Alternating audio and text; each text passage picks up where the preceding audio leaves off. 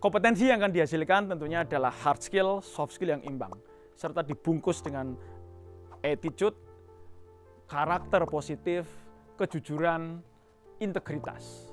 Itu yang harus dipastikan ada di kurikulum. Yang kedua, saya ingin fokus pada kurikulum.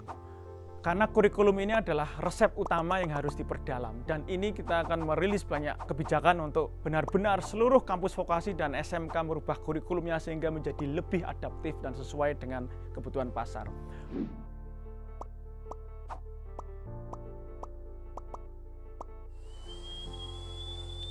Kurikulum yang memastikan soft skill-nya harus kuat.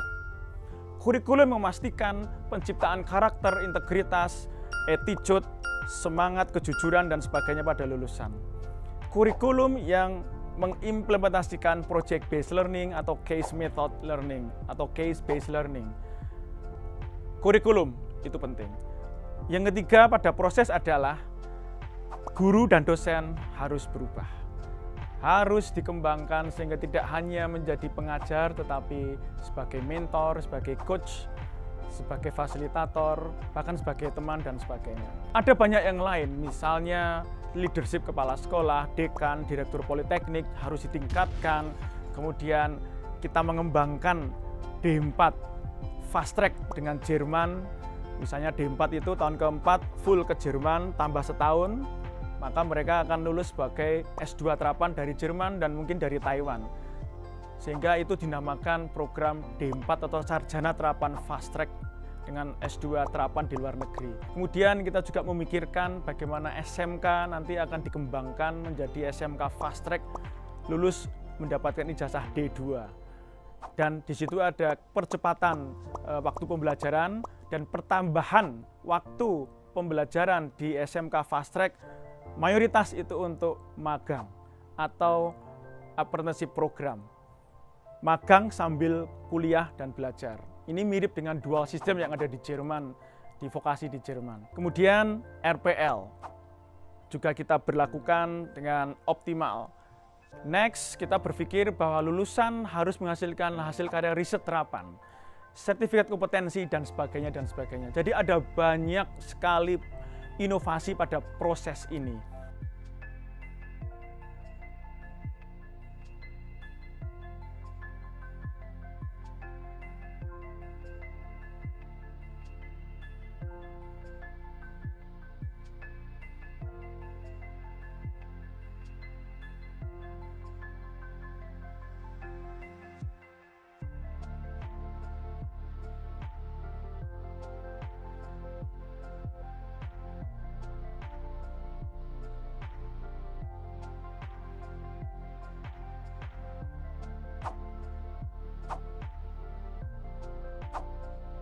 Harapannya apa?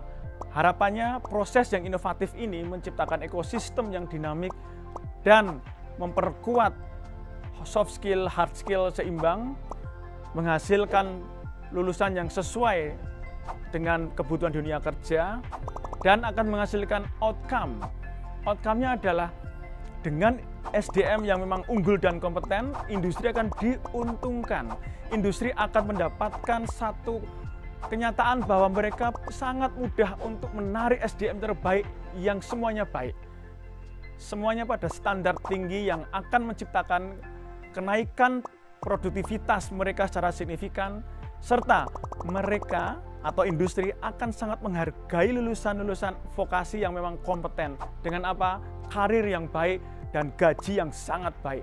Dan itu semua akan kembali pada input. Input itu kan menjadi kunci utama. Kalau sampai proses sudah baik, kemudian outputnya kita harapkan baik dan kita mengharapkan outcome yang baik, tidak mungkin input itu tidak yang terbaik. Input adalah siswa baru SMK atau mahasiswa baru vokasi. Kita bayangkan, seandainya mayoritas anak-anak SMK masuk ke SMK dulu karena tidak passion, tidak punya visi, ngapain saya memilih SMK ini?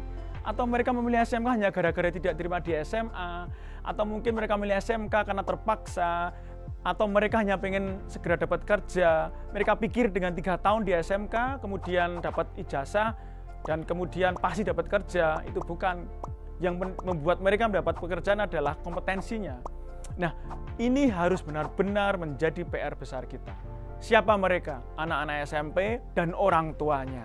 Anak-anak SMA dan orang tuanya. Saya bilang dan orang tuanya. Semua harus memahami bahwa anak memilih tempat kuliah atau tempat sekolah itu karena passion. Bukan karena orang tua berpikir atau membayangkan anaknya harus bekerja kantoran dengan gaji yang baik dan mereka harus masuk ke S1 apa atau ke ekonomi. Padahal belum tentu passion. Ini menjadi PR. Kita harus membalik ini semua.